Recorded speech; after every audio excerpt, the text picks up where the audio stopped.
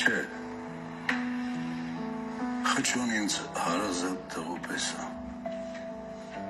Ես իրեն վստահում եմ։ Կարակ ազատ խոսակ։ Որոշել ենք Հովոյի դեմ կռիվ տանք։ Լավ բան չեք որոշել։ Հովոն հիմա շատ ուժեղ է։ Просто մի քիչ խալալ հայտնվեց։ Ես Հովոյի հետ տալիք առնելիք չունեմ, բայց ինքը որոշել է, որ ինձ պետք է սպանի։ Որովհետև վտանգ է տեսնում քո մեջ։ Հնարավոր է։ Մարդիկ կան, որ կմիանան մեզ։ Բայց եթե դու քո ավտարից հետո մեզ օգնես, լավության տակից դուրս կգանք։